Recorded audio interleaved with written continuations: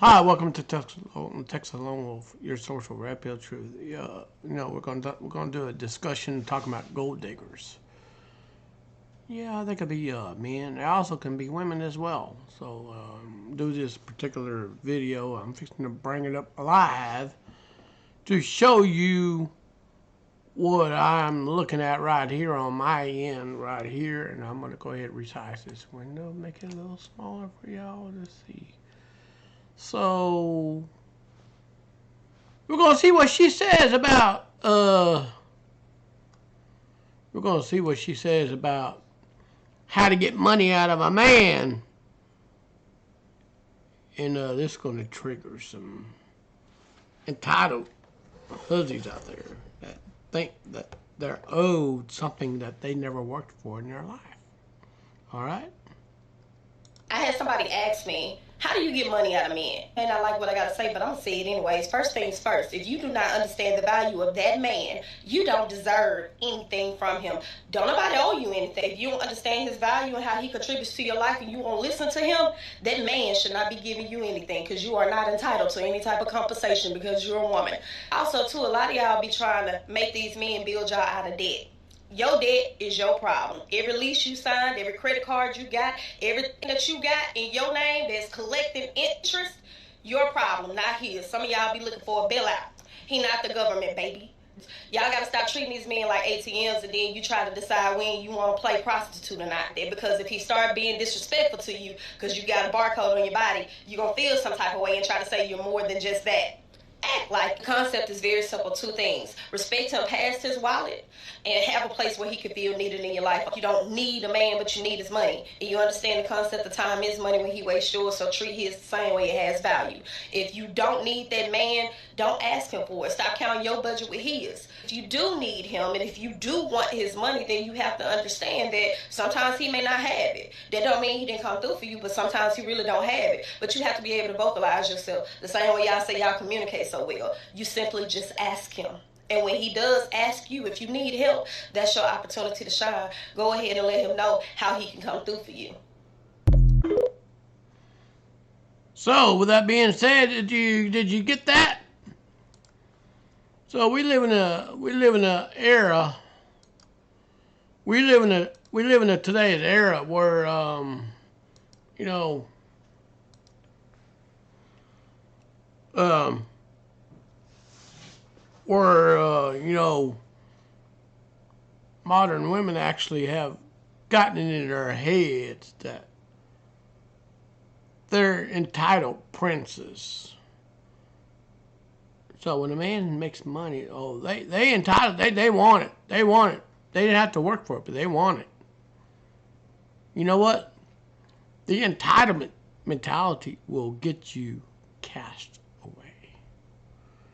It will get you tossed further than a wadded up paper going into the waste bin.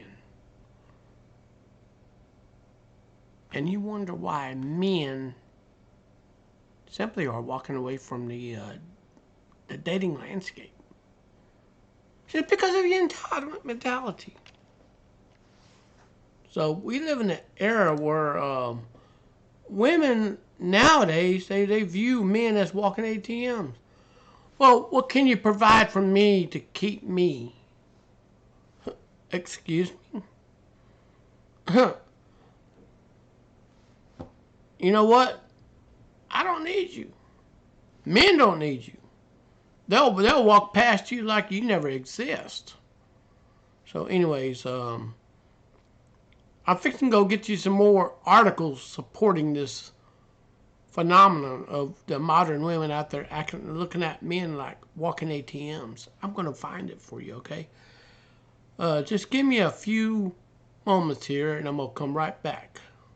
Alrighty, now I'm back. I just finally gathered up all the topics. So, why are many Western women have self-entitlement and extreme expectation attitude these days? They want the relationship to go one way.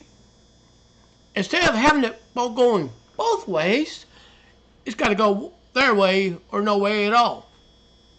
And that leads us to believe that we are living in an era where, you know, and sometimes, why do they think they're 10 when they're, and father out of the picture, you need a meal ticket? They say, where are all the good men? And guess what? You want Chad and the guest. You don't want you just because you had a peace leave doesn't make you a princess or a queen. A guy only wants a woman who treats him good, and of course, bedroom fun is not being overweight. So we're gonna see. So somebody else said he met an obnoxious older woman like this one the other day. She had a long old belly and she was wearing black.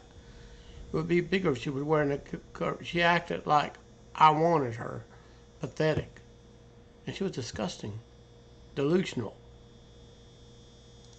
So, uh, entitlement will be the nail in the coffin of a relationship. All right, entitlement will kill hopes and dreams and successes. Okay?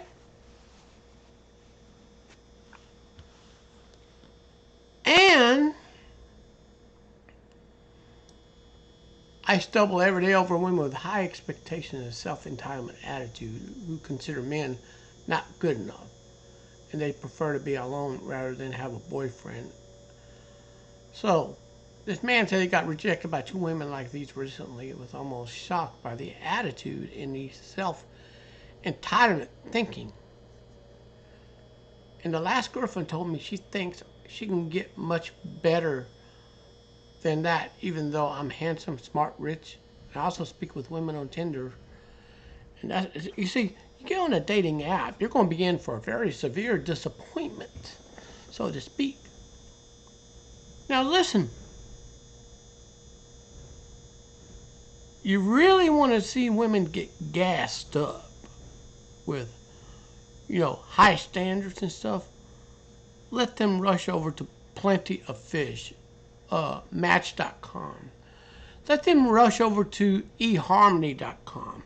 Let them rush over to Tinder.com, Bumble, all these other dating apps out there. Let them go over there, all right? And they're going to have an overinflated sense of ego and entitlement over there. They think they're owed something that they don't have to work for. And this will be a nail in the coffin, I'm telling you up front. Okay? And I also speak with other women on Tinder who simply prefer to be alone the next 5 years or more because there are no men good enough for them. You know what, women? With that little entitlement mentality, you've already hit the damn wall. You've already hit the wall. Oh, uh, go work at a local fast food or somewhere and make a paycheck and go get you some cats while you're at it. And, oh, by the way, spare the cat's feelings, okay? My best female friend hangs out in a group with other girlfriends and they're all alone and make fun of men and they get this superiority attitude over us. But when she is with me, she complains everything even after she has fun every weekend. Why is this happening? Why a lot of women feel superiority over men these days?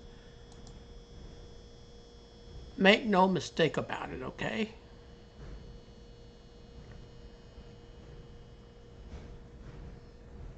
And some men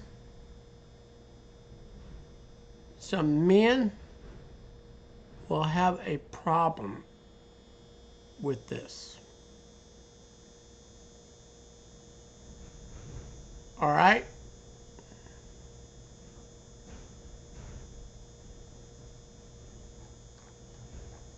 So I'm going to go ahead and skip over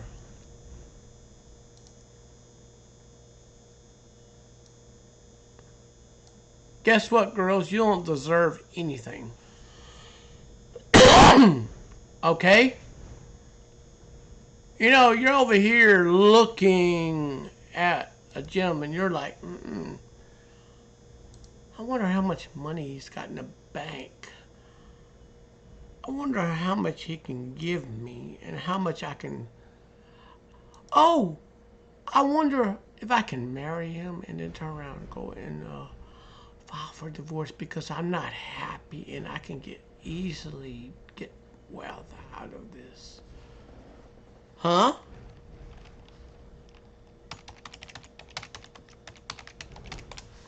So yeah.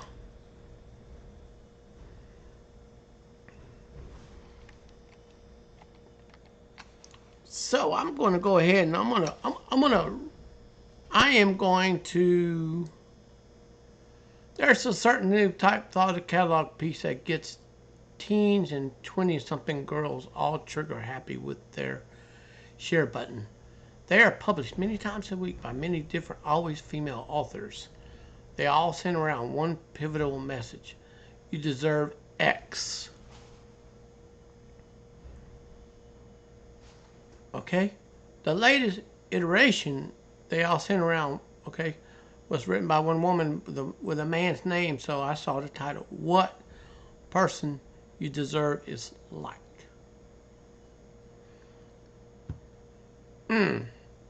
So I thought it was an satirical, funny, sarcastic piece that made fun of this phenomenon. Alas, what you deserve in X, Y, and Z, and this, and that, and the other kept on coming. As I got to the bottom of my last hope of reaching the punchline of the joke, they were obliterated as a young woman's face was staring right back at me. So, and this can happen in a form, of people looking at your successes. They never were there when you made success. So why all of a sudden success comes your way, then everybody wants a piece of that pie? They never had to work for it. They never had to go out and sweat and toil for it. You see? So I had to stop examining my own prejudices. As soon as I saw the male name next to an article about deserving stuff, I assumed it was funny and parody. I asked myself why this was. Very soon reached a conclusion. Men never uttered the sentiment, I deserve X. I never heard a man say those words and mean them. A man saying it about as unlikely as hearing a man say, I'm so emotional right now, or even, I'm on my period. The sentence, I deserve someone who gives me chocolate, thinks I'm perfect, makes me happy. And boiled down to a version of Kyle's article sounds like it was made for a shrill woman's voice, spoken in a baritone and sound truly bizarre. So, um, so when a man starts, is it, when a man starts getting successful in life, and everybody wants to jump in and get a piece of that pie because they never have to work for it. Entitlement kills success. And a lot of advertising that targets women centered around this idea. Can you even imagine? Because you're worth it slogan. Because you're worth it slogan for Gillette razors. So this is about women and entitlement. Why this feeling that one deserves things so inherently female?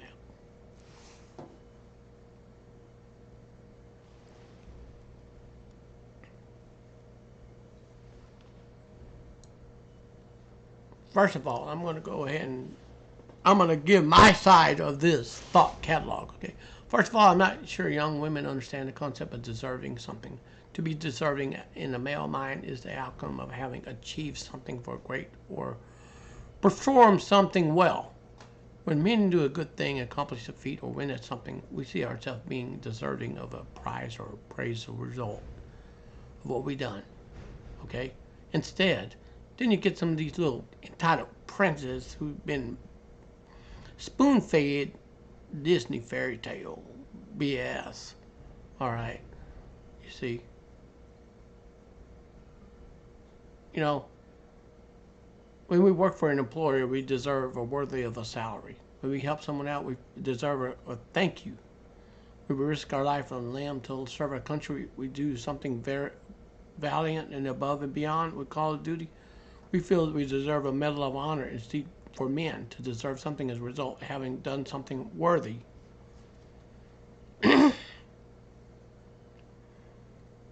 Now, for the females out there with that concept, always constantly asking a man for money that's not theirs. For women, this concept is a little different. It appears that women believe that they deserve things merely by virtue of existing. This is something that can be observed everywhere. Women often tell each other, you deserve better. You deserve a great guy. You deserve to be happy. For me, and I believe most other red-blooded males, this is an alien concept. Never have I had a male friend tell me you deserve better than her. You deserve a girl who treats you like a king. You deserve to be happy. Male mind doesn't think that. I deserve to be happy. It's my birthright, I think. What can I achieve some happiness more attainable for me, so to speak? So yeah, are you seeing where I'm going at with this?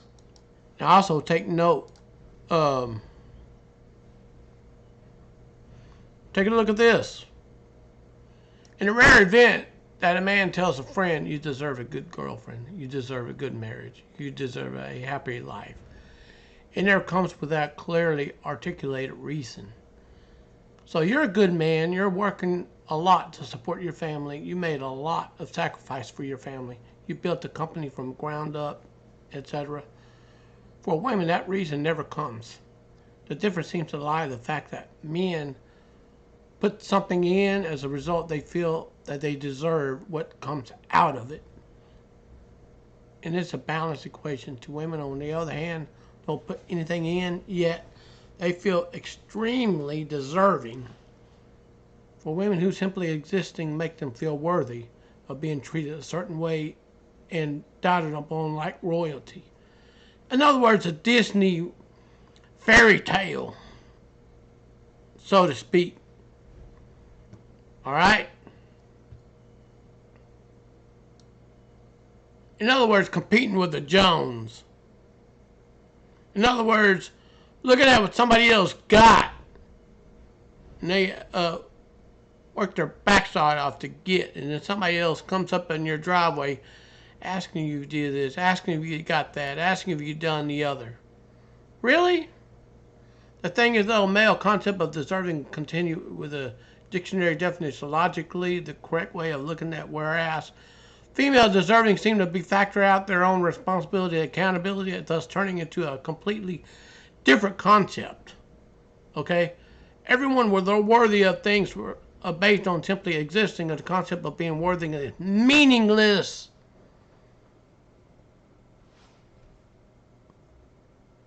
Okay? And this right here will kill the relationship. This will kill dating.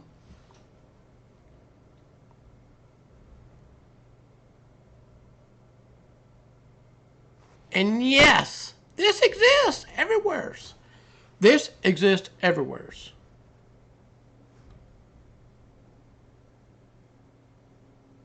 All right.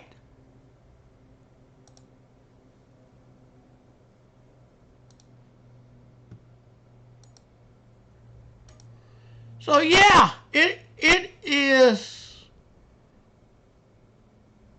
one surefire way for a man to dump your backside and walk and never look back at you. And listen, to the woman listening to this video, okay? All right? Female entitlement is most blatant in dating and relationships. Women not only expect but feel they deserve to be swept off their feet and have a man feed them with constant gratification, something that is very obvious to the article I mentioned before. The author gives so much absolutely no qualifiers as to why she or any girl deserves any of this.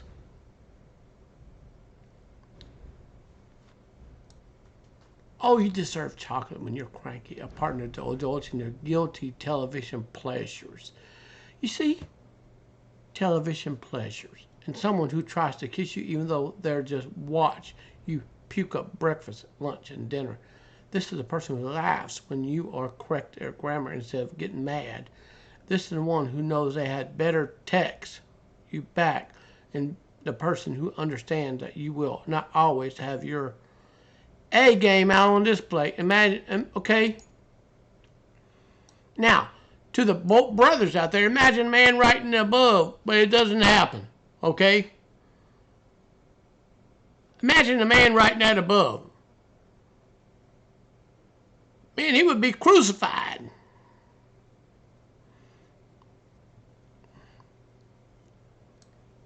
Oh yes. Did you know this? Um, this is also evident the fact that women are more likely to be on the political left. They're big on receiving handouts and welfare. They don't seem to have any qualms about taking other people's money, child support, either. They use their bodies to entice an unsuspecting man to help get her pregnant. And she goes out and gives birth and goes to the hospital, signs a man's name on the birth certificate, asks the father, and then runs to the family court and put him on child support. Then when that man learns his lesson on dipping his pole into the hole and where it's wet, and then making a child,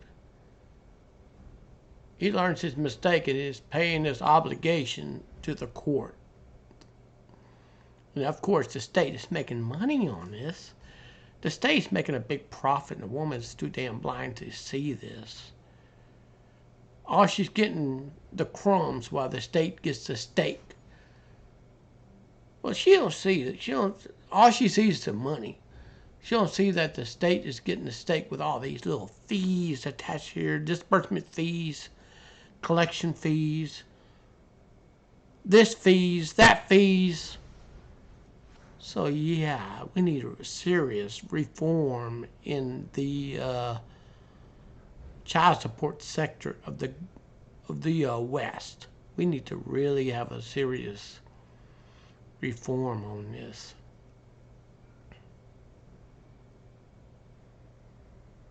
So guess what? But I don't blame solely you gals for this gimme, gimme, gimme, gimme attitude and this princess complex. But that does exist. So if you look at a female, she's real hot. More like she's got that princess complex. I hate to just put it out there on social media, but yeah, she has that princess complex. There's far more insidious perpetrators lurking everywhere. I'm talking about, of course, about the white knight and the social media era. These fellas ruining it for every other man by gratifying these women, inflating their already huge egos. You know, stroking that little ego, right? White knight's the kind of guy that comments, "Wow, girl, you're so pretty. You're a princess." XOXOXOXO. On the girl's most recent album of a bikini pics on Facebook. Really? Now, you know, these little soy boy white knights or manginas really make me want to go outside and visit the septic tank to puke. Seriously.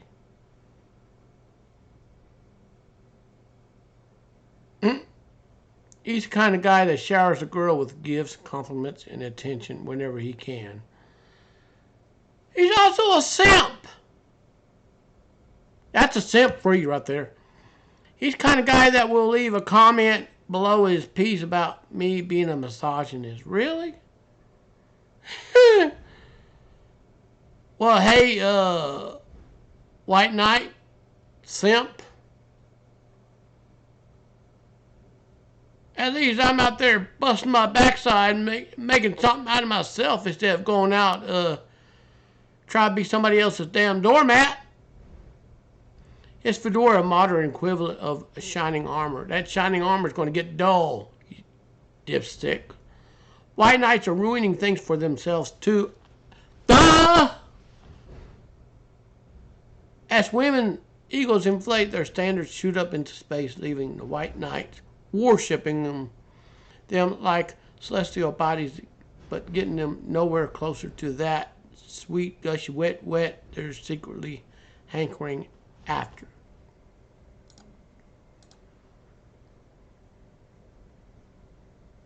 Well, yeah, you know what? Now, I've shredded the soy boys and white knights and manginas and cooks. Now that I shredded them, you know what? They nowhere near of being what a man should be. So guess what? They're nowhere near. So what can we do about this? How can we get these women down to earth again? Well, you know what? How can we get these women down to earth again? Don't give them attention. Don't give them nothing. If you ever want to see a female entitlement disappear, we need to stop giving women all that literally undeserved validation, gratification, and praise. That's not hard.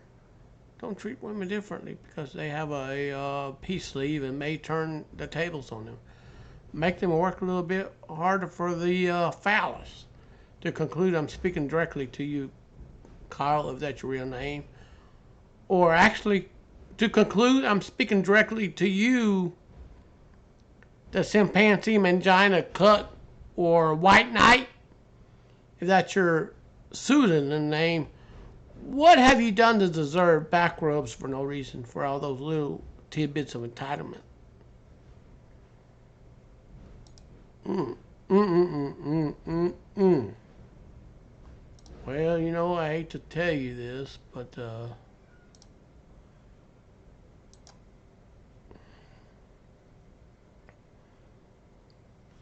and I'm going to go ahead and blow this up for you and let you see this. And who in the hell would just give money to a girl without, she ain't even damn work for it. Girl, how come you weren't able to connect with him? He's very handsome now, becoming an internet celebrity with an engagement with a Canadian hottie. What happened? What was the last of Janet's questions that pissed Nene off as she drove around pondering why Josh wouldn't marry her?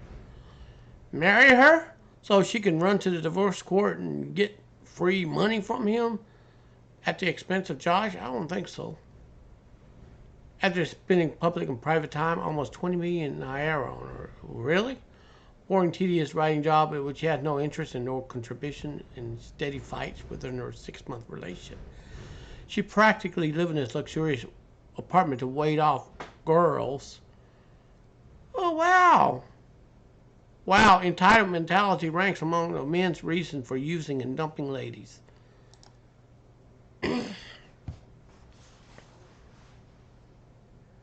You know what?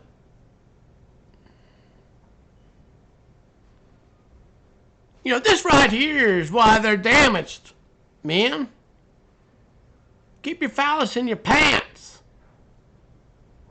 Oh, well, you know what? I'm a player. I'm a player. I'm going to go out and be a player. Okay. All right. You want to be a player? You want to go out there and play these girls and damage them? Turn around. You're going to be on the receiving end of the damaged girls, too. You remember the law of karma, gentlemen? You ruin and damage girls, and you're wound up falling in love with a ruined and damaged girl, too. And she's going to practically destroy you just like you helped destroy them? Wow.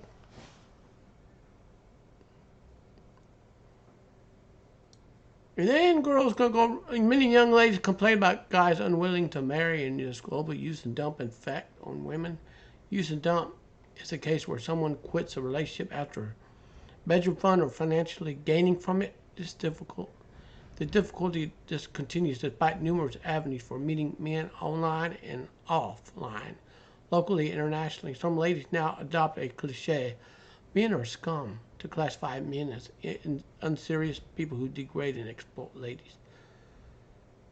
Ladies, are you out of your damn mind? Are you now you're going to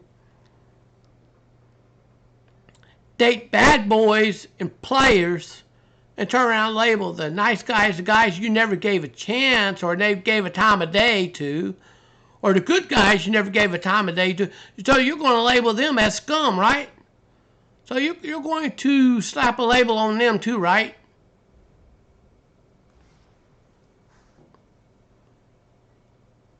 And they get more desperate given their rise in age and decrease in childbearing potential. I wonder whose fault is that? Huh? Guys blame several factors like poverty, delay in defining their life goals, unemployment.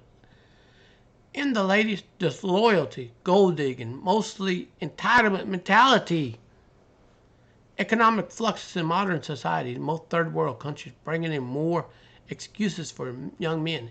Even some rich young men now prefer multiple baby mamas to having a real marriage.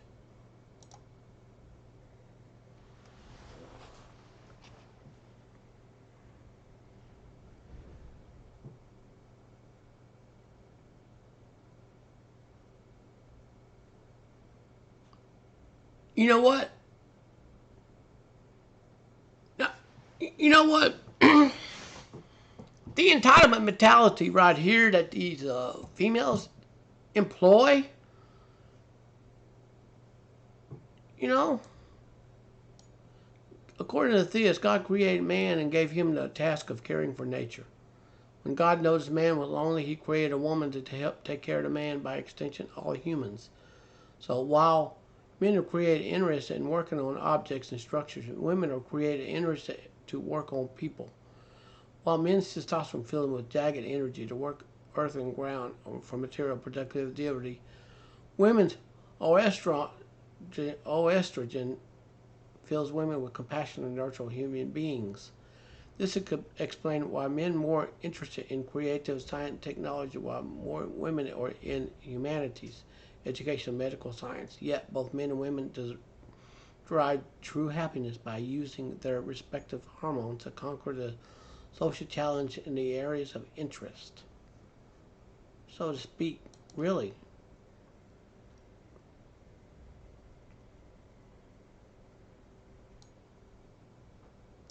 So what men offer society and to women? No surviving community, country, city, state is formed, built, equipped, defended by women. And even when a woman or a group of women leaves society and inherits high competence, she relies on men for production and protection. Because of their higher physical and emotional strength, men take on more physically demanding roles in its security and productivity. This Thus, it primarily becomes men's role to form, build, defend, produce material wealth of every society, like machines, vehicles, infrastructure, weapons, gadgets, television, computers, fans, tools, buildings, and other material products that constitute people's wealth. Men train and organize themselves to provide, uh, you know,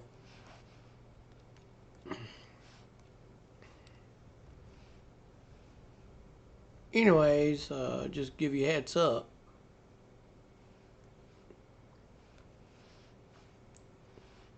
It is what it is, so to speak. All right? Men train and organize themselves to provide physically secure, conducive equipment environment which their women, children, elderly associates can freely operate and blossom. And directly to their personal female partners, fiancés or wife, men owe both physical and emotional protection, protection, loyal appreciation, even for their offspring. So a man's strength is manifested in production in his growth affecting family and community at large.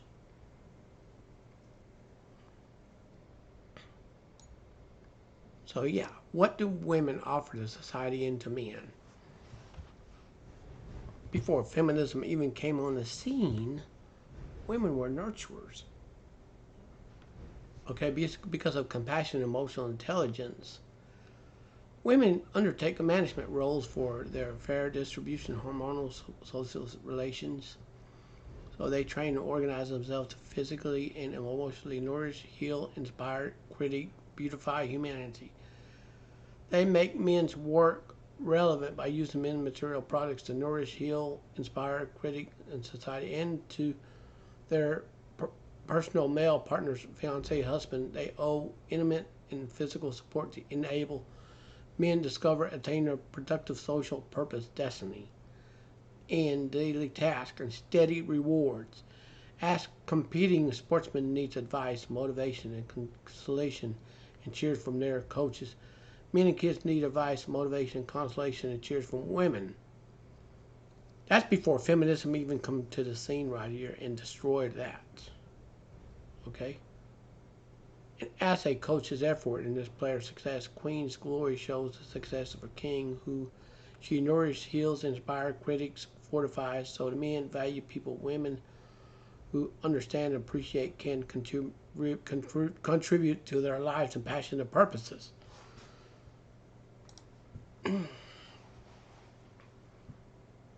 Before feminism came to the scene, there was no such thing as entitlement. Did you know that?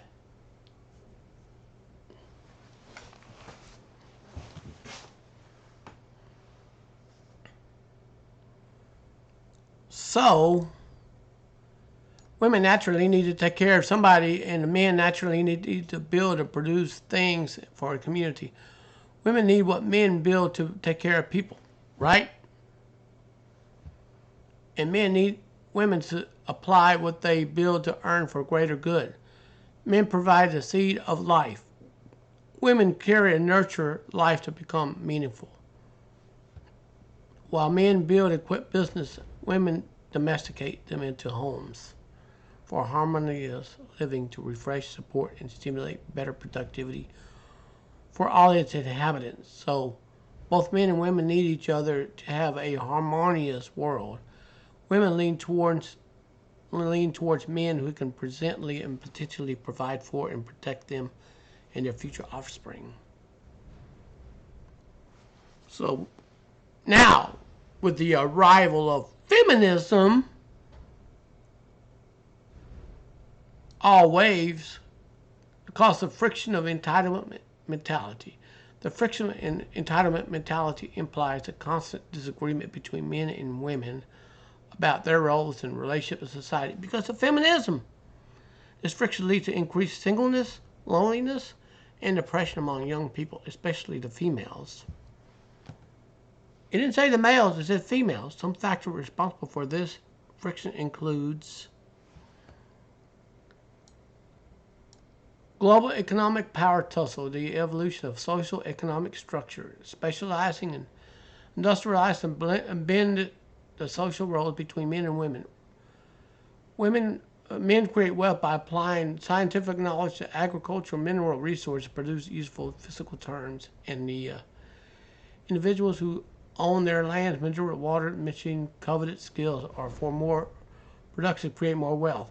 Previously, men massively did production jobs while with physical muscle energy, while women mostly did service jobs to use those products to render services.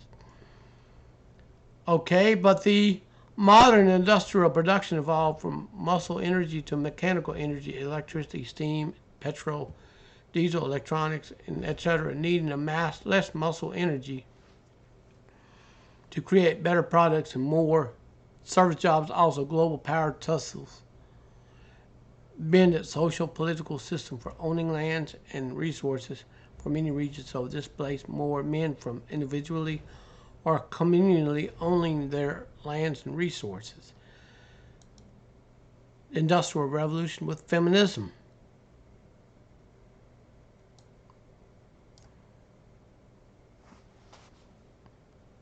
So that's where this entitlement mentality coming at, so to speak. Okay?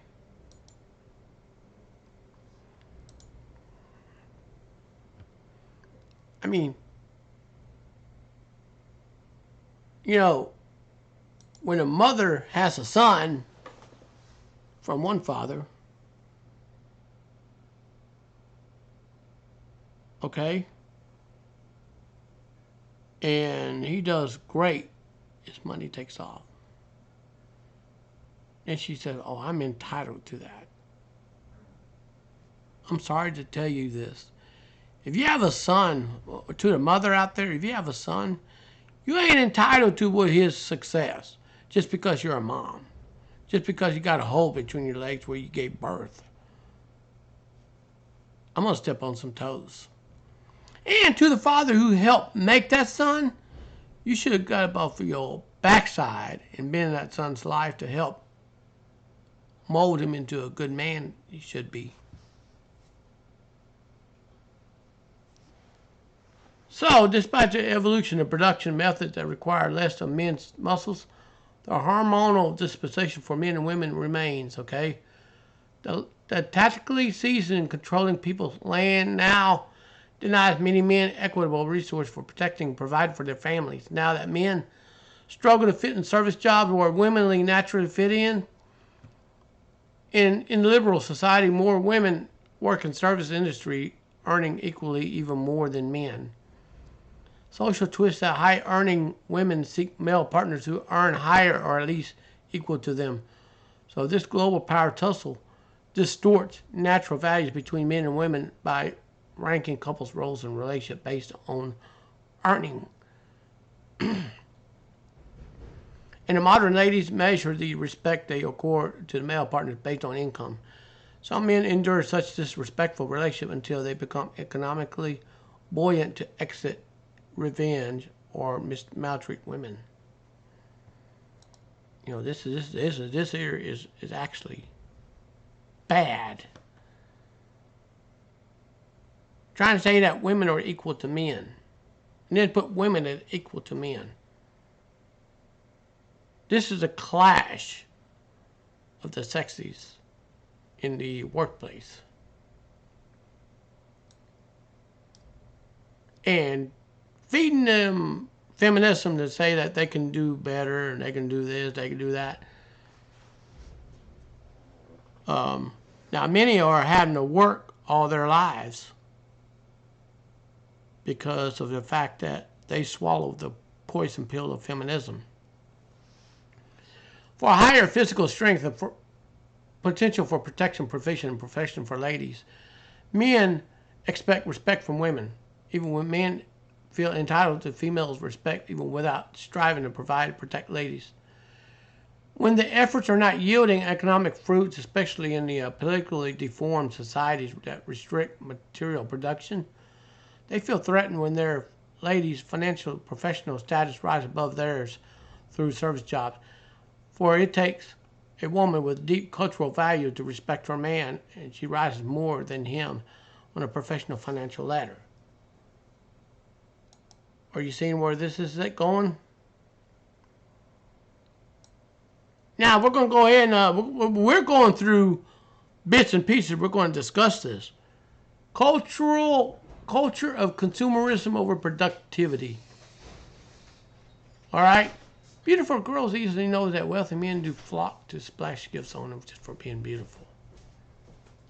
You see, when you're in your, 18, 19, 20, men will throw money at you. They'll throw gifts at you, just for being there.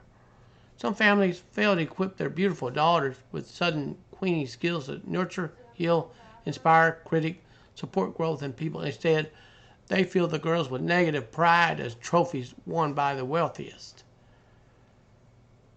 You know that Disney fantasy, that Disney fairy tale. In order to enrich and sustain their family, thus instead of building capacity, inspire, support, and productive growth in their potential kings and kids, seeking where their capacities will be relevant, they seek already made kings and palaces to occupy. And since they have little to offer beyond external beauty, they're easily objectified or neglected in serious productive matters.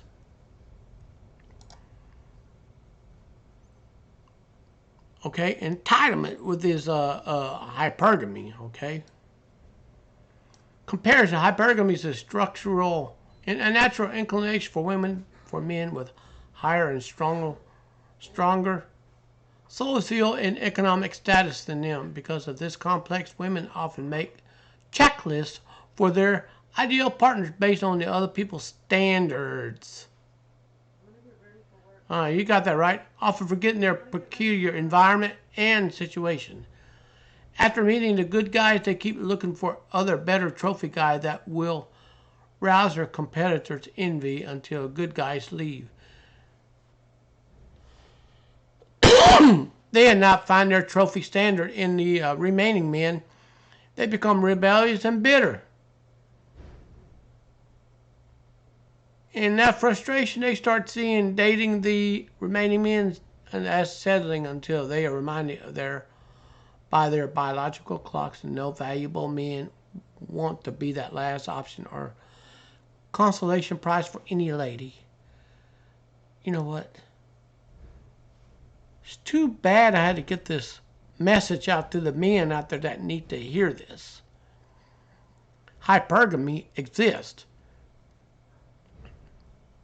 And to those who deny that hypergamy exists,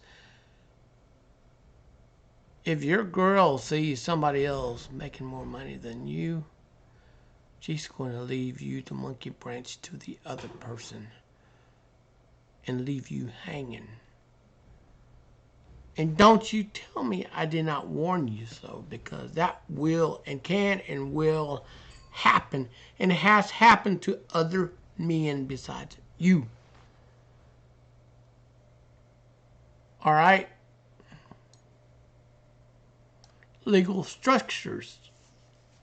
Okay. In response to the effects of global power struggle, some countries are now making laws to protect women against men. Don't this sound familiar?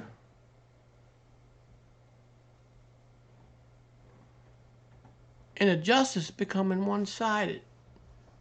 This rises increase of domestic violence coming from not properly educating and engaging men to use their rough energy on productivity during divorce. These legal systems easily grant child custody to women, along with the man's house, property, as upkeep with this condition. It becomes more discouraging for men to commit to someone who can leave a divorce with half or more of their earnings. Influenced by this system, women, men don't hate you. We hate this friggin' system right here.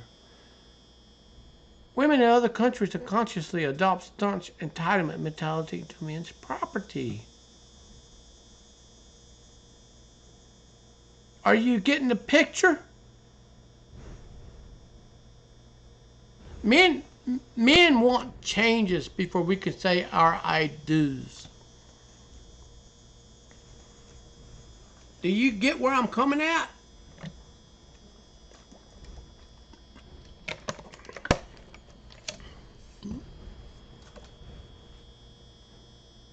We need to abolish this system right here.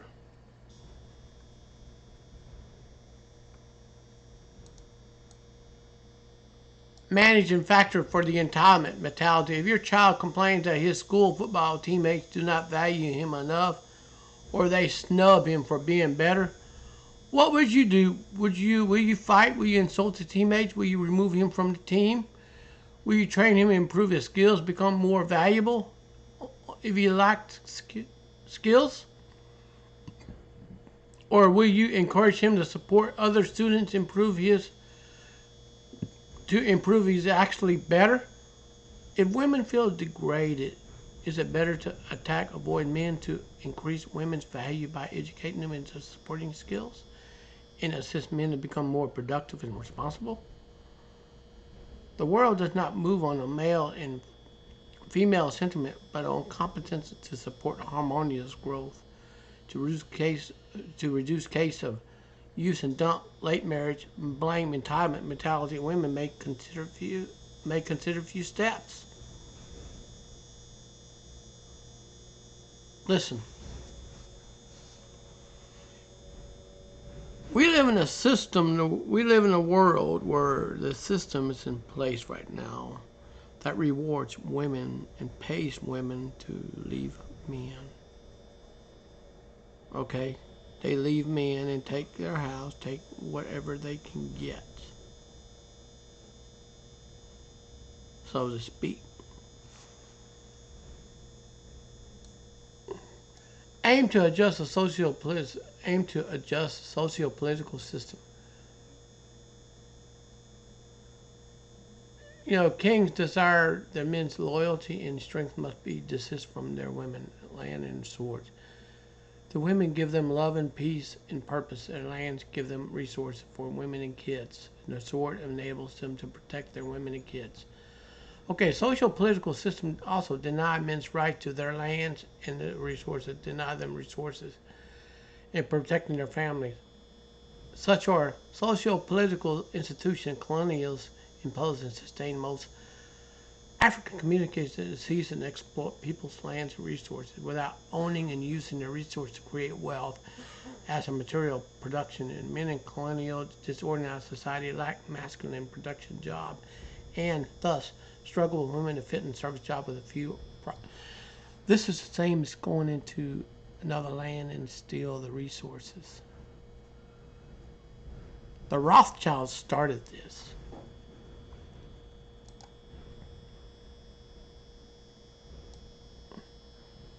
Now, without understanding the social political obstacles in men's productivity, ladies mock and compare their men with men in productive society. Yet mocking men's unproductive can only push men away from loving women into crime and bitterness.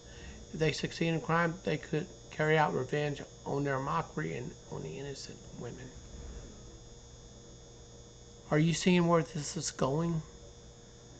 To promote masculine productivity and responsibility which bring wealth to any society, women must observe the political structure in order to absorb the social reforms for their men to have in skills, access, resources, industrial production, rather than competing to financially dominate men through service jobs. And they can support reforms for individuals and communities to retrieve ownership of the resource established industry where men can profitably expend their jagged energy. Do you see where this is going at?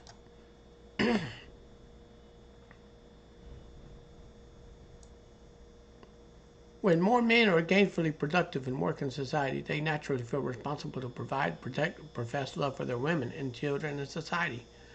For no comfortable or responsible productive family will treat their daughter's beauty as trash and allow maltreatment of their married daughters. No institution, NGO, government group can guarantee a woman's physical and emotional safety. Did you get that? They can guarantee safety and well-being of their own responsible. Okay, while married to a husband will not maltreat her with impunity. Okay, he has family that can defend her rights and well-being. Listen, you get the government to defend you. The government's not going to always be there to defend you. Did you know that? We're also in a phase to where the government is actually opening their eyes to the new statistics that more women are filing false claims against men to destroy their lives so they can, inflate their egos. It becomes perfectly imperative to educate and build strong families, cultures, society where men can create wealth and provide security for their family and society at large. Without the political atmosphere for men to create wealth for service jobs, men will keep depreciating in value and struggling for new imported products with ladies. So this is where we headed. So using their energy to create wealth betters women a lot. So we're pushing women to go above men. And if the men leave male-dominated areas, the civilization will collapse.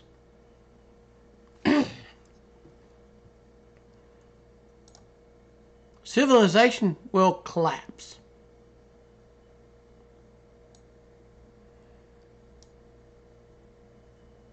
And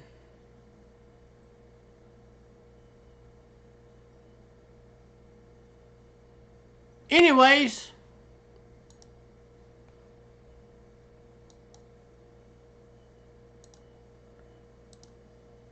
anyways, you know,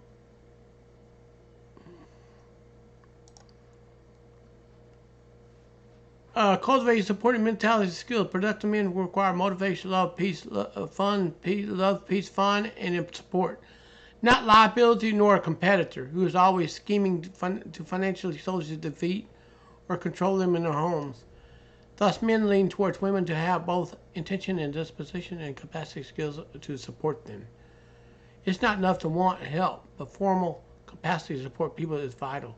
So instead of attacking and hating men, feminists can increase women's value by educating more women in productive and queenly skills.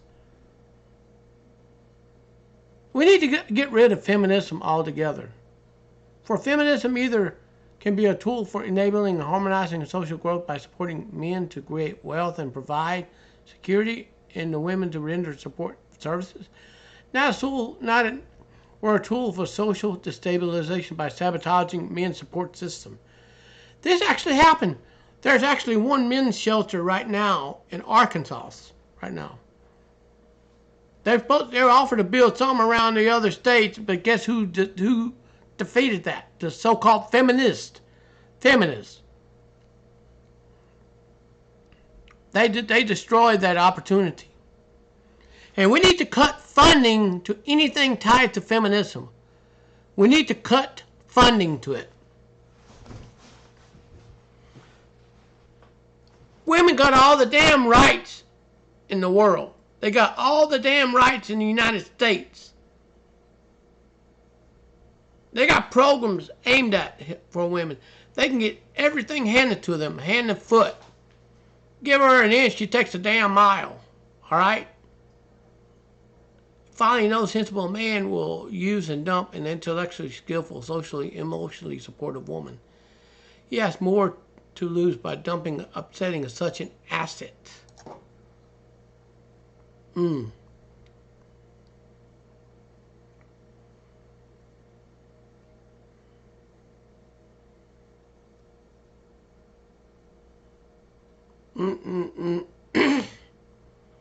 So,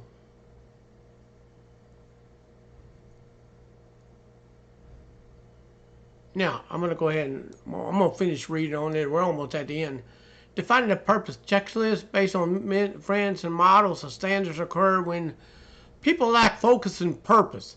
So instead of comparing and measuring a partner standard with the other ladies or both social, local, and foreign, ladies must define their purpose by impacting wish to make, in the world before going to permanent sleep.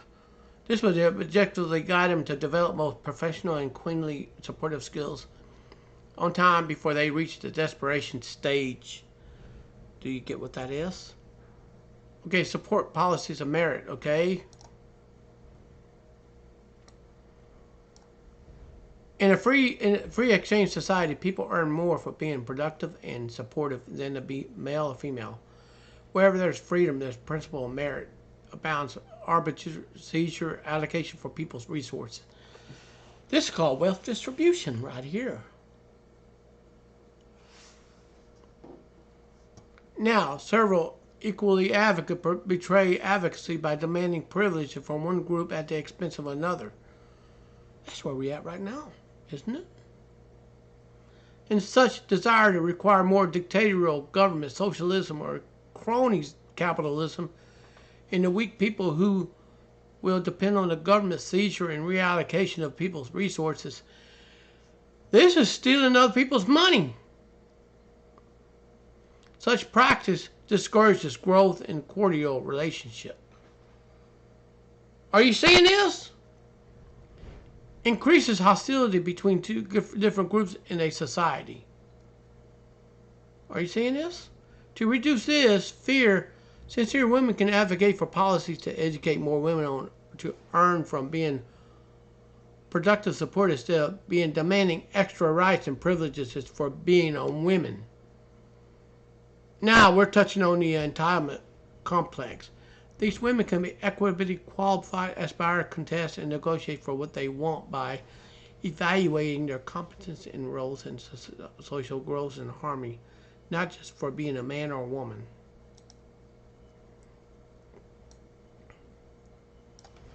Now, now, to sum it all up, okay? To sum it all up right here. The mentality of being oppressed and entitled to extra privileges, self-sabotage of women by mentally discouraging them from fully developing their competence to support harmonious social growth. It blinds them from seeing that more men suffer deprivation in tyrannical and unproductive societies, thus creating more hostilities for women. Women, I hope you are listening to this. And by aiming to compete with men more in power and money in dictatorial society instead of collaborating and supporting men to form free and productive societies, they set themselves up for unhappiness and loneliness. This is what modern feminism actually helped you get set up for: unhappiness and loneliness. A queen's role in glory is found in supporting her king to greatness, and her palace is to prosperity and peace, not in comparing her privileges with that of her king, as feminism said so.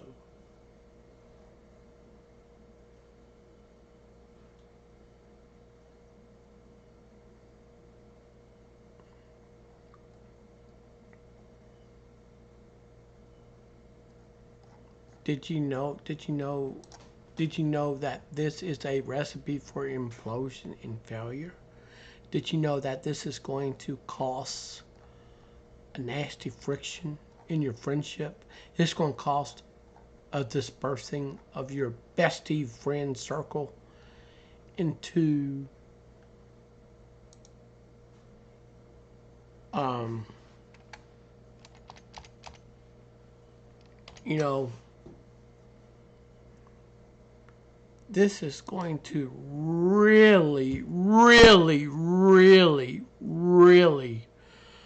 I'm fixing to keep on reading on this, all right? Just give me a few moments, all right? So, anyways, we're going to go ahead and talk about this entitlement mentality, how it's going to affect everyone that it touches. You owe me examining a generation of entitlement.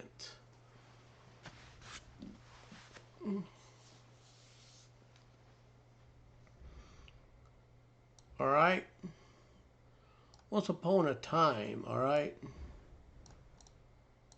All right? A land called America where people truly served, believed in the capitalist system. Citizens worked hard for their entire life to feed their 401k plans, depending on how the economy went. They made profit from their work. They did not depend on the American government to take care of everything for them. In fact, they had a great sense of personal responsibilities. Other countries were, such as France, Britain, have exceptional high burdens of being placed on their governments over the decade due to citizens believing they cradled to the grave system, which formed time to time. From the time that they were born into death, they rely on the government to fund their welfare. Upon retirement age, they will have everything which they are entitled to handed to them on a silver platter. Okay?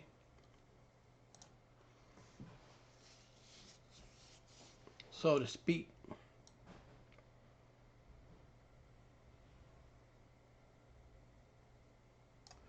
It appears now our country may be leaning more and more heavily on this mentality. With this generation, we begin to see a growing entitlement men mindset.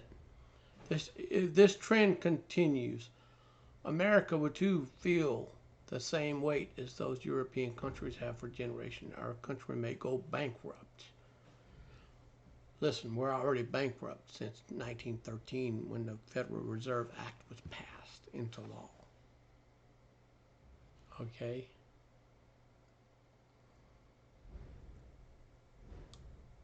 Did you know that? And the players met on the Jekyll Island off of the coast of North Carolina at that time. And it's okay. And anyways,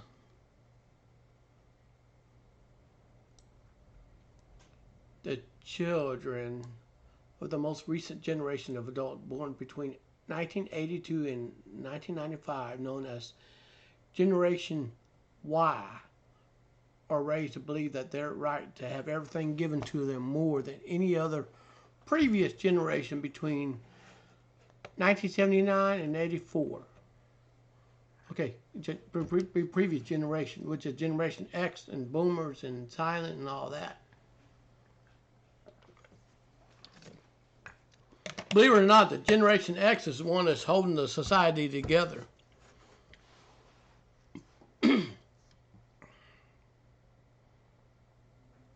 And before 2030 to 2040, when we become in the senior citizen in that era, the Generation Y and Generation Z are going to be in serious trouble. They're going to be in some serious trouble, seriously. Between 1979 and 84, the Public Relations Society of America conducted a series of surveys when the American public determined whether or not there's a growing trend of entitlement, okay, being spread throughout the popular opinion. Okay, the results show indeed a trend sprouted within the society that more and more citizens were beginning to expect institutions to provide for them rather than providing for themselves. The report detailed the expectations beginning to resurface at that time might be a moderating influence of entitlement attitudes in the future. There was a scary idea for the American people.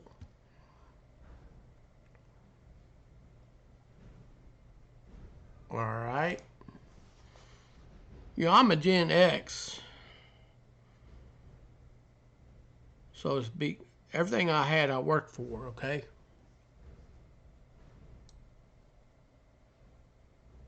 Prior to the split in the mentalities between the older and younger generation, Americans as a whole had constantly backed the idea of reaping the rewards of one's own work. Popularly coined phrases such as, "There's no elevator to the top, you need to take the stairs," was a common outlook on a working life amongst Americans. Nobody expected nobody else to provide for them. That's a good phrase to use. This attitude began to change in the 1980s with a growing sense of urgency to provide the next generation with an easier life.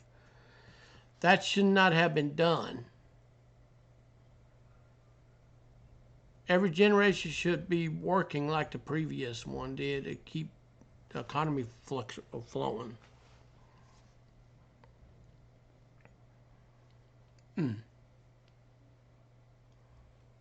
So, then be giving this to its parents. Unfortunately, the genuine good intentioned decision make for this generation of children who misunderstand the meaning of work.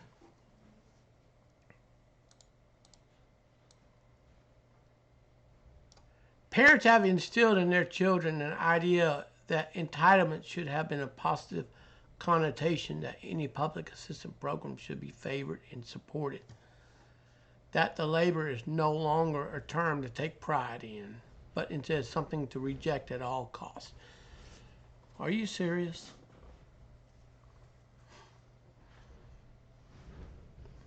Parents who in their youth happily took odd jobs to provide for their family have raised children who rather not work at all than take a job they do not believe is luxurious enough for them, have no shame in sucking society economic pool dry.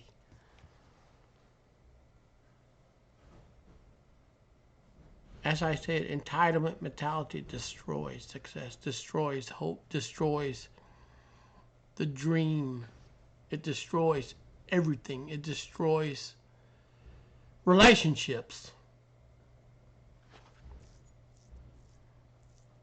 This never ending cycle of blame evasion is perpetuating the trend. Youth refuse to identify the faults of the process. Those who are able to see that actions of themselves and the, their fellow Gen Yers can push the blame back onto their parents, which is Gen X. While it may be very true that the parents planted the seed, Generation Y inability to take any type of personal accountability reform for their behavior is a disease that could ultimately cause generation to implode America. This was published in '99. So to speak.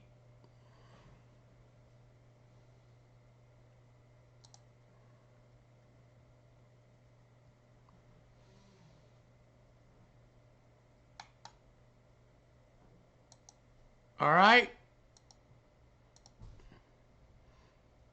This right here is, I'm painting you a picture of what to expect. So anyways, so in the past, in other countries, all right, in the past, they're seen time and time again the economic downfall of many developed nations.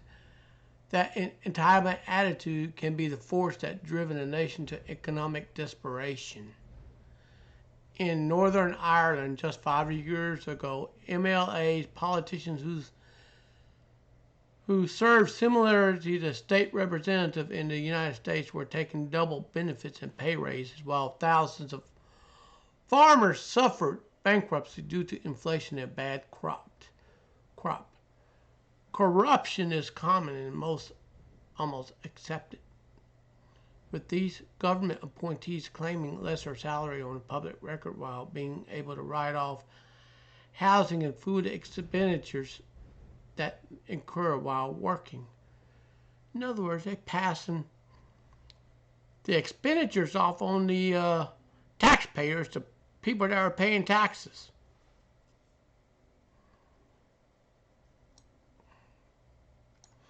Even more ridiculous, their actions and attitude which accompanies them.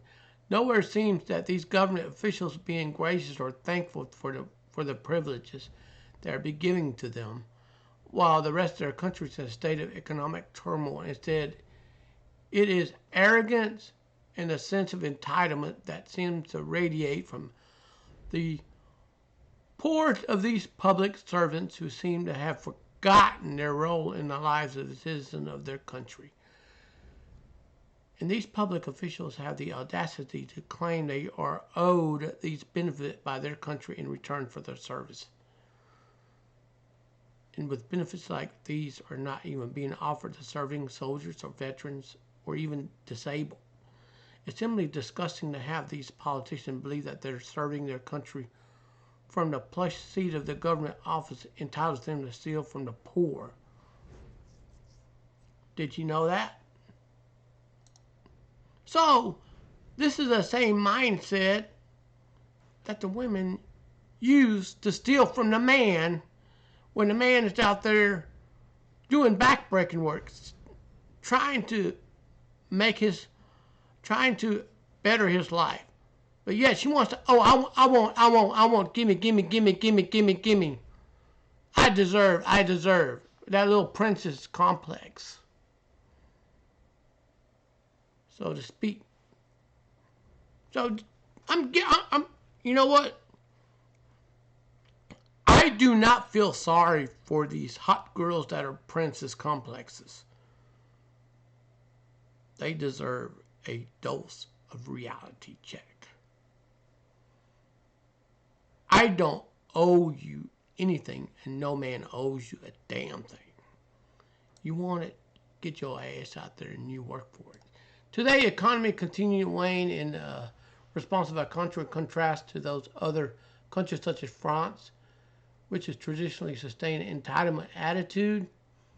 It's at a pivotal climax in America. France President okay, raised the age of retirement to 62 from 60, in the lowest retirement age of developed countries.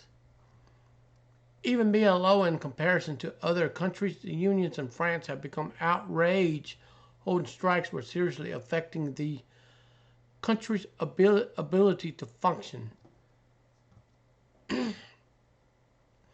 The strikes have caused substantial railroad and traffic disruption, although probably most affected by the strikes will be public transportation and school systems. Are you getting the picture? The irony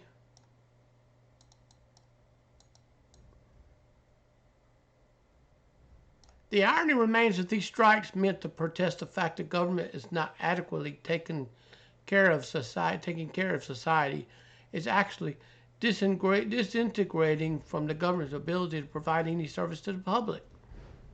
While this state of mind is certainly problematic, anything but shocking, France's history was built upon a cradle to grave mentality.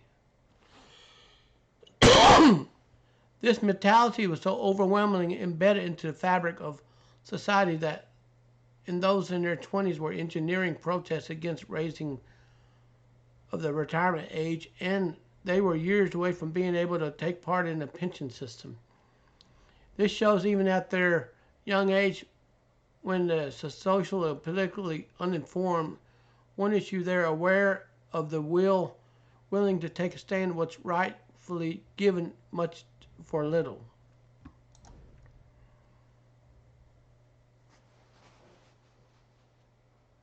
Are y'all seeing this pattern here?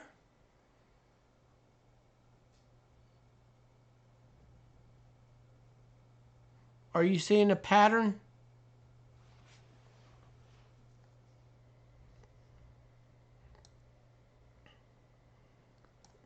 Alrighty.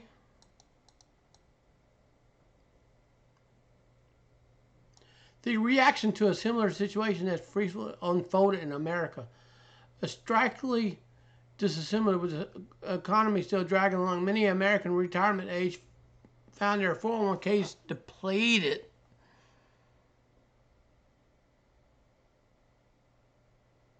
After working for years, feeding proportionate salary into these funds, which promised to ensure their ability to comfortably retire at the age of 65, one would think these Americans would have much right to be enraged. However, popular response from retirement-aged America has not been outraged at all. Instead, with air of disappointment looming, the majority of retirement-age Americans interviewed by the Christian Science Monitor seem to accept that this is the hand fate that has dealt them, taking upon themselves and their own personal responsibility to cope with the unfortunate series of events.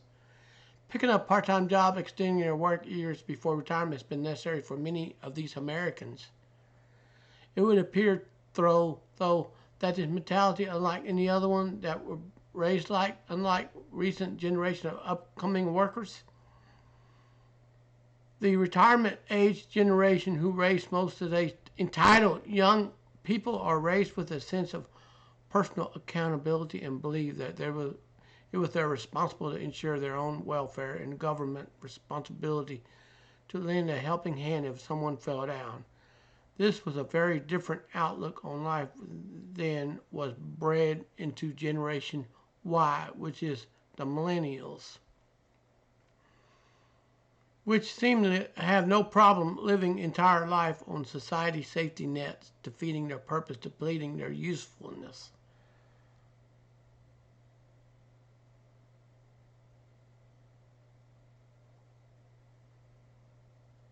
Now,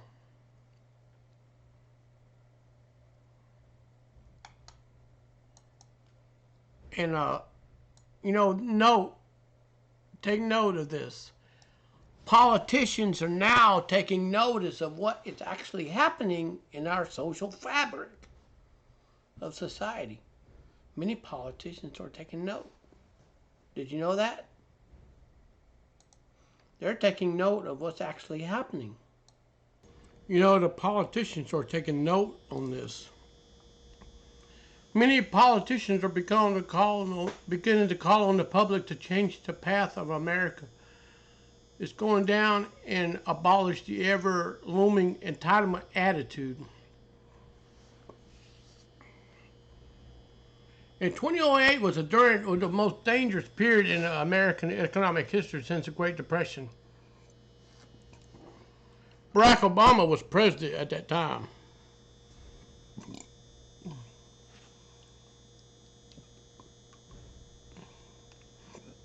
Gas shot up. Right? Wait a minute. It was George Bush. He was the president.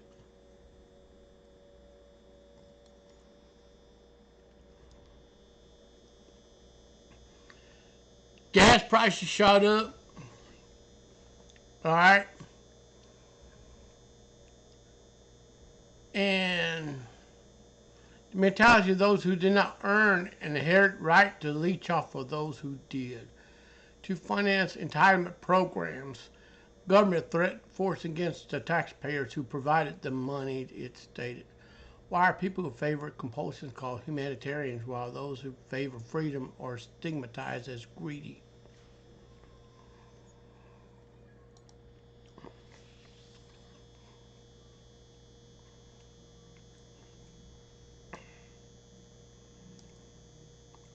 There are perhaps underlying conservative slant and present in the dramatization of the question in the underlying inquiry.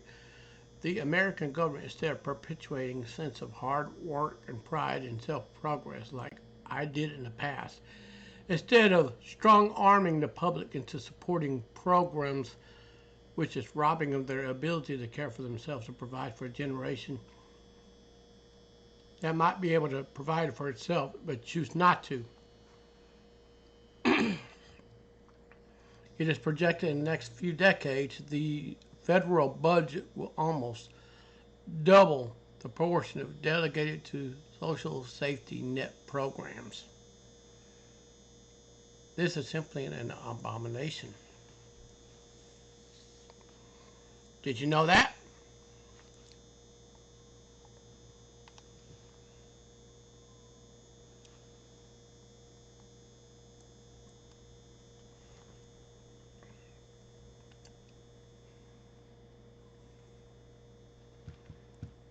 So,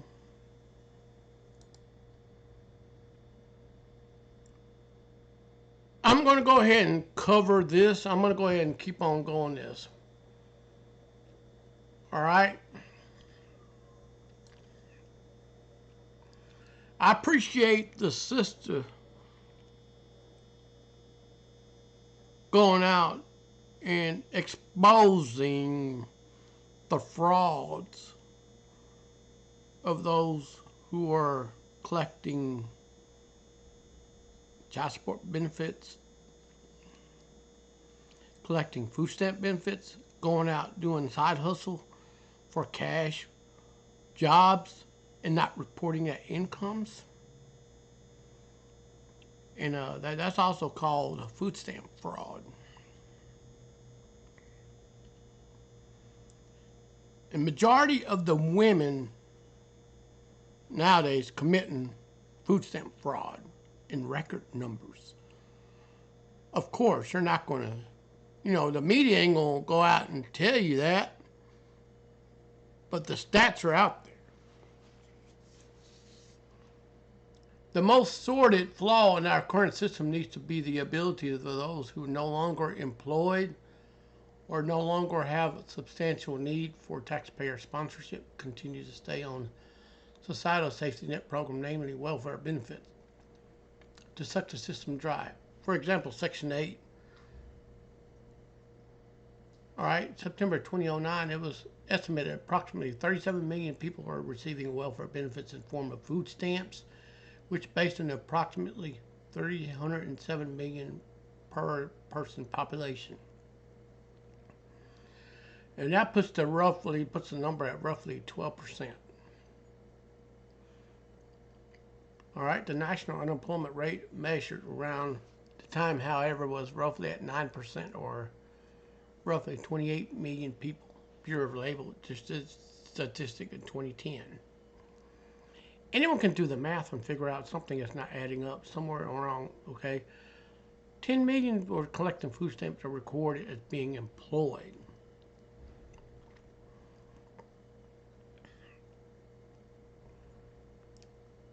So, yeah, you collect food stamps, they're going to look at your credit. The food stamp department's going to look at your credit, they're going to look at where you live, they're going to look at how much you make, they're going to look at your bank records and all of that.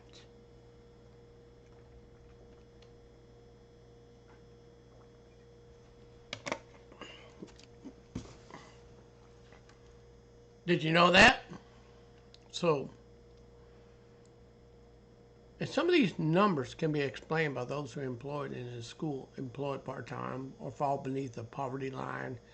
It begs the question, why are those receiving consistent income allowing others to pay for their basic needs? If their money is not going toward these needs, where is it going towards? Right there.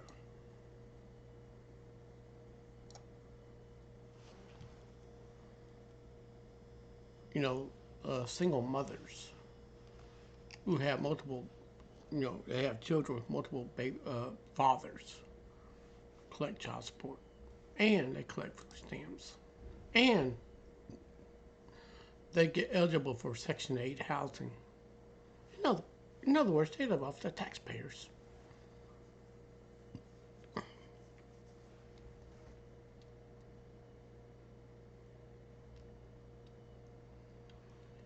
It's really sickening to see this entitlement mentality affect everyone across the board. Even men on disability can't even get help. This is how screwed up the system is. The International Society Social Security Review released a detailed examination of the effects of expansion of these social safety net programs on the economy. Its simplest form prediction of this theoretical literature is that larger welfare states have a negative impact on growth. Higher levels of taxes,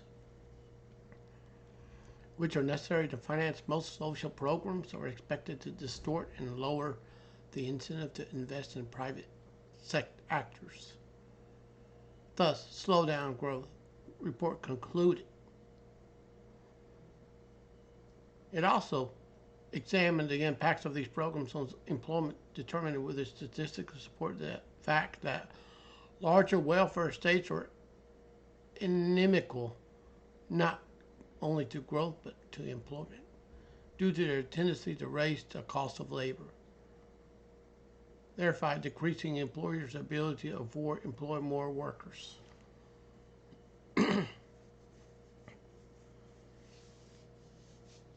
Are you seeing where this is going? I hope people are taking note. Do you see where this is going?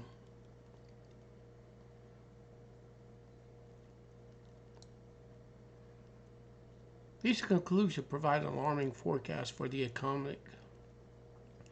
economic future of America. Should be emergent entitlement stance be sustained or worse expanded. It is important that this mentality be stifled, immediately replaced with the previously famed American standard of personal excellence that our country was built around.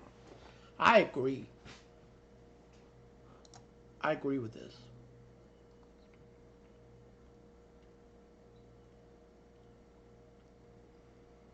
So here in the next few years, Generation Alpha is fixing to enter into the workforce. They're going to be minors. Okay?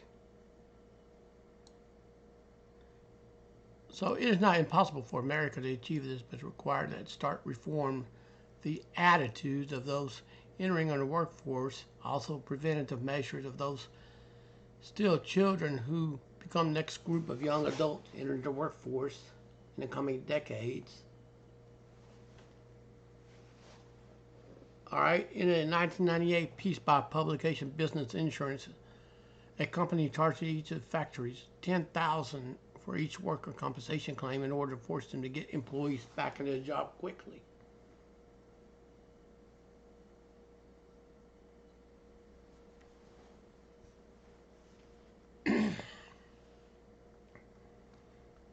Did you know, in this support efficiency, watch their plan backfire. Instead, they created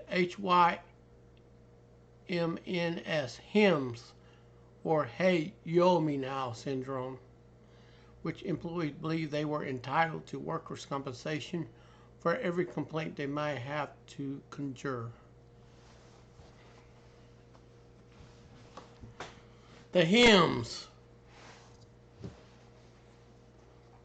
Now we all know what that is. Hey Yo Me Now syndrome.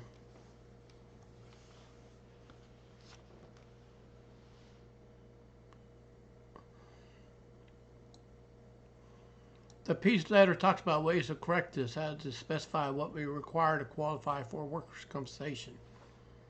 It was only after the company realized how much money they were losing that they decided to take more vested interest in turning around the system that they used to deal with worker complaints. It was identified while there was a definite crop of workers who had legitimate worker compensation claims, there was another significant whose work history was consistent riddled with absenteeism, low productivity, who conveniently happened to be filing more significant amount of worker compensation. The company now decided to reform their approach and realized the stronger results. It was necessary for the company to seriously sift through the claim, make it known that employees that it was not a free handout.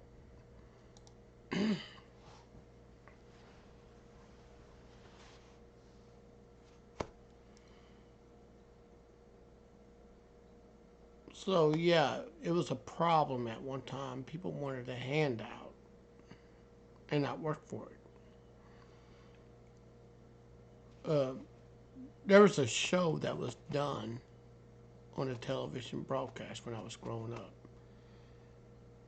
A former DPS trooper said she fell off the horse.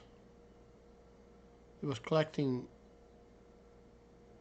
money off the insurance, got busted, got terminated, got blacklisted from even applying for the job again, got put in prison for fraud, lost everything, just because of the entitlement mentality of a handout that was meant to pay you if you could not work. If you see where I'm coming at.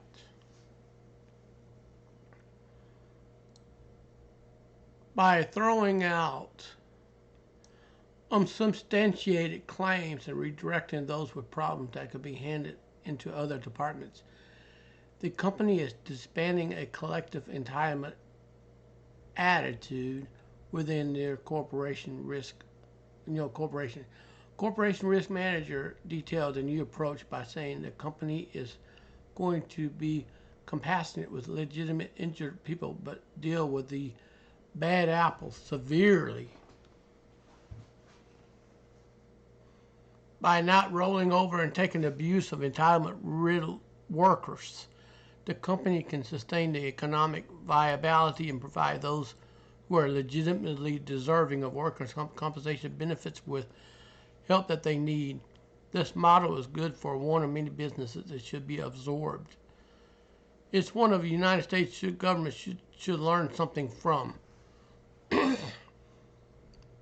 In more segments of our country's work system begin to take the initiative, such as this one, the entitlement attitude within Gen Y could be amply reformed before it collapses our economy. This was published in '98.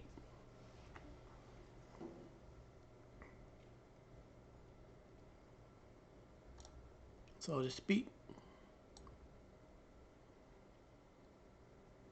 Just as much as the parent discontinued constant financial babysitting adult children in 2008, piece called Boomer's Guide has discussed how baby boomer generation parents of the entitlement driven Generation Y can cut financial cord in order to save themselves from personal bankruptcy due to effort forever fund the lives of now helpless young adult children into peace.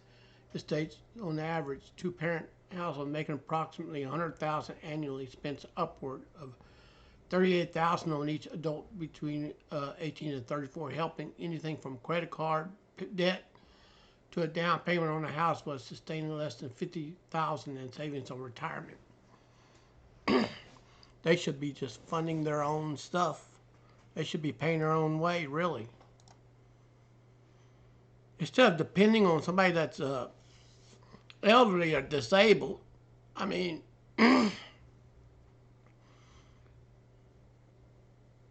you're taking advantage of that person, so to speak.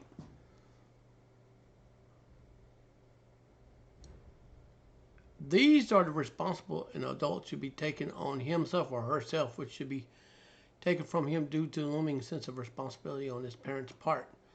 Never allow him to want or need for anything. Parents must be adults. Let adults be adults. Sorry if I'm just rocking the cradle here. The reality is, however, the responsibility should fall on the person himself once he's an adult. Otherwise, financial burden would tear his parents' savings apart, making him more likely to draw from social safety nets that they probably had not needed of their savings for their own retirement. This perpetuates circle of government funding that's bankrupting the United States economy in 2008. That's right. So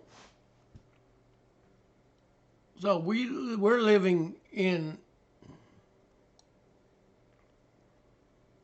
So it is equally important, however, those young children disrupt the recent growing trend of the last few decades of raising children with entitlement attitude. The hymns attitude, hey, you owe me now syndrome. I don't owe you shit. And this is the responsibility of parents now to break that cycle. Temporary solutions not what the country needs, because the entire work of the industry to fix the mentality of the current generation of workers will be useless effort by the next generation of workers. In the next few decades comes with the same problem that's currently tearing our economy apart. There needs to be a long-term solution that will permanently alter this notion of entitlement that only can accomplished by alteration of the parenting techniques today.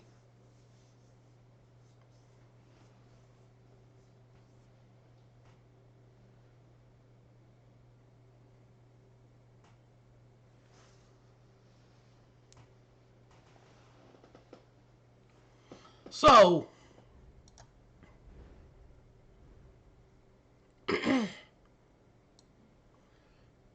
now there's a Beaumont Enterprise. Betsy Hart discussed her children's entitlement and attitudes or struggle with the parenting way that defies the current social norm. In the article, Hart discussed her daughter calling her to demand $1 payment on a piece of candy which she took from her daughter's Halloween stash. Hart responded with the disgust that her daughter believes that anything is really hers and states, I reminded my daughter again that everything she has or owns or thinks she has or owns is in fact mine.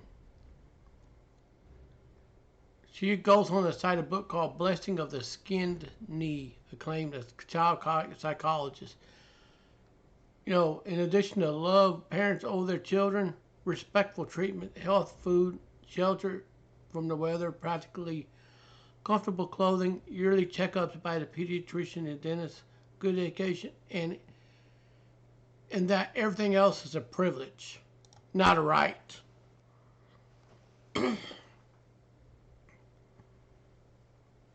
So, unfortunately, by our society, privilege should, unfortunately, by our society, privilege is a word that children seem to no longer acquainted with. It's necessary for children to understand that they must earn things that they have, even though things which Mogul defines as being owed to them by their parents. Children must understand are worked hard for by the parents in order to understand that they're not inherently available to people without any type of work being done to acquire them. Even at a young age, children must be exposed to what it's like to be void of these necessities. Understand that there are people in the world who go without and be able to recognize some basic way without effort and labor of some kind. They will not have the things that they are accustomed to. So anyways, back to the story. You know, unfortunately, our society privileges words that children no longer are acquainted with. They think it's the right. They think everything's the right. So the best approach is to expose them to the children in an age approach fashion. Give them chores and responsibilities required as a member of the family. Expose them to idea things may be required to use the responsibilities as a member of society. Chores or tasks often choose to do earn money or privileges may otherwise have available to them. All right, now there's a piece called Teaching Your Children About Money. Okay? You know what, parents? You are responsible for your child's success. If you don't teach them about money, they are never going to learn.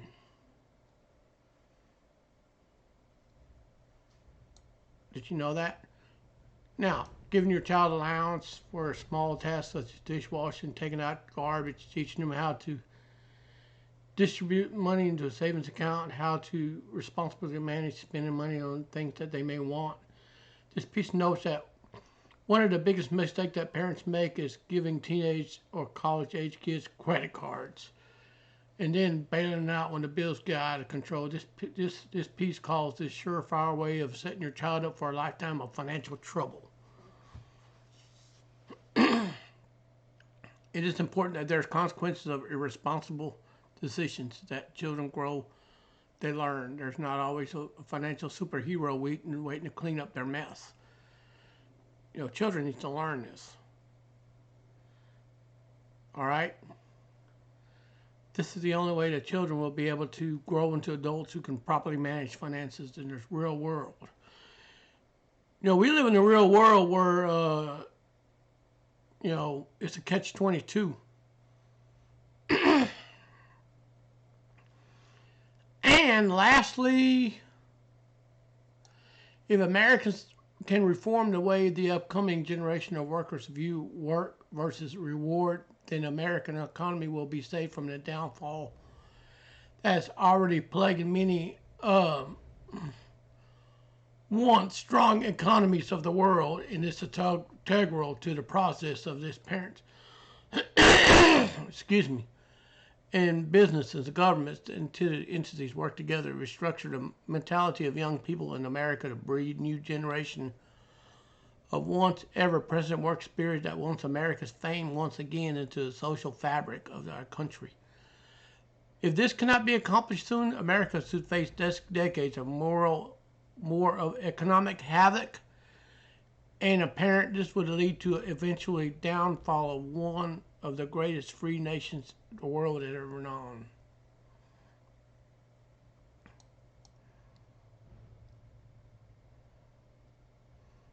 Now,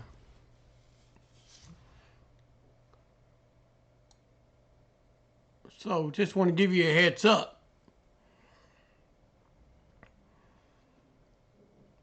Now, I'm going to give you a heads up. This right here, self-entitled women are more likely to endorse benevolent sexism, study finds. This was published in 2013. High sense of entitlement, core facets of narcissism disposes women to internalize patriarchal belief that women need to be protected by men, that women are naturally good takers rather than natural good CEOs. So yeah, let's take a good look at this. A research designed to test the central part of an ambivalent okay, ambivalent sexism theory that has been examined whether or not benevolent sexism is attractive to women because it promises benefits to individual women under conditions to be cared for and provided by a man with an intimate relationship, so to speak. So, ambivalent sexism theory holds that stereotypes of women come in two main forms: a hostile version and a benevolent version. Hostile sexism is overly negative. It includes beliefs such as women being intellectually inferior to men. Form of sexism is easy to identify. It's known as misogyny, so to speak. Benevolent sexism, on the other hand, is more controversial. It appears to be positive toward women, but implicitly suggests members of the fair sex depend on men, and the idea women need and deserves to be financially supported by a man is an example of a benevolent sexism, so to speak. So to speak, yeah, this is it. We're wrapping it up. So this professor summarized benevolent sexism and believes that women are wonderful but weak, so to speak. Now, for the study, Hammond and the colleagues did, had more than 2,700 women and 1,600 men from New Zealand complete psychological evaluation to measure their sense of entitlement and adherence to sexist beliefs about women. The beliefs concluded statements such as women should be cherished and protected by men. Women compared by men tend to have superior moral sensibility. Now, this group with more than 4,400 individuals were tested again 1 year later. Okay, the researcher found a sense of entitlement when women was associated with stronger endorsement of benevolent sexism. Women who believed they deserved more out of life were more likely to endorse benevolent sexist beliefs and adhere to these beliefs increased over time. The association of this sense of entitlement in men and the endorsement of benevolent sexism was weak in contrast did not increase over time. So, someone told SciPost that supported is in the theory.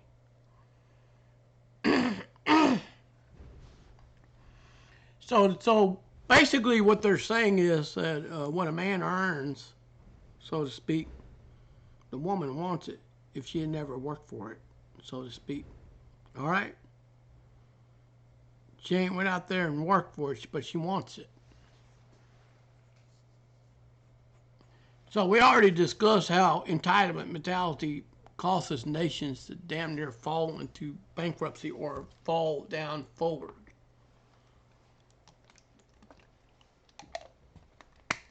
All right? So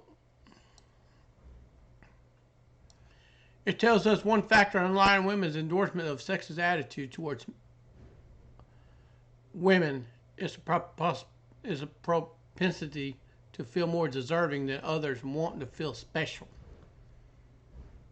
Women, if you want to get money, get your ass out there and work for it. He explained also gives us insight into showing our benevolent sexism is subjectively positive but not actually pro-social set of attitudes. Even though both men and women have these kind of entitled tendencies to be reward-oriented and status-focused, the cherish and protect attitude of the benevolent sexism seem to take advantage of these qualities in women only. All right? This example of how benevolent sexism is an insidious set of ideas that appear to exploit niceness to encourage women to hold more sexist beliefs. The researcher found a clear link between psychological entitlement and endorsement of benevolent sexism. However, Hammond cautioned that findings should not be extrapolated outside of cultural contexts.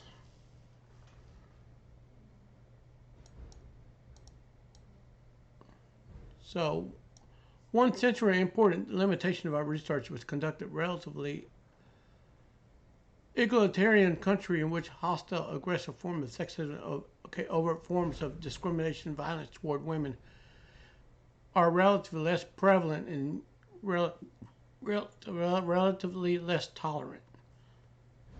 One research shows these kind of threats are salient. One reason women agree that benefit is a self-protection motivation because it promotes care, safeguarding women against danger. This means future research may find underlying. Okay, now I'm going to go ahead and let you know that this here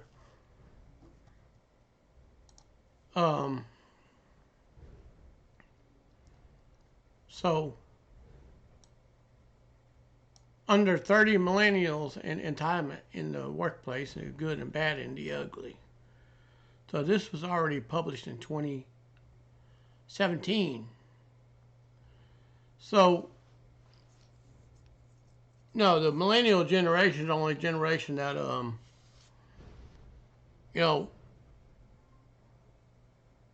I mean, now we got Gen Z. We have Gen Z is going to be a generation that's going to be the most single generation. From the hookup culture to running wild, getting in trouble and getting arrested and what have you.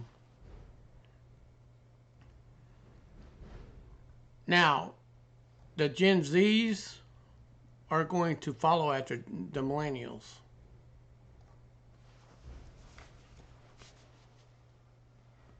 Are you getting this? Are you getting this?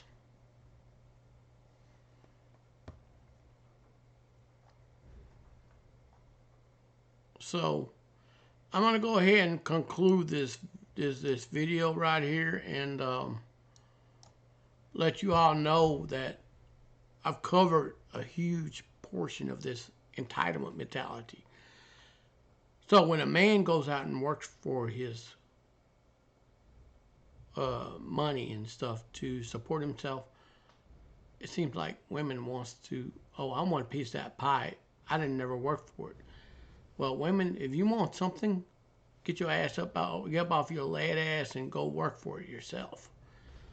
You'll thank me later. Oh, my best friend's name is Employment. Go look him up. He'll give you money. And peace.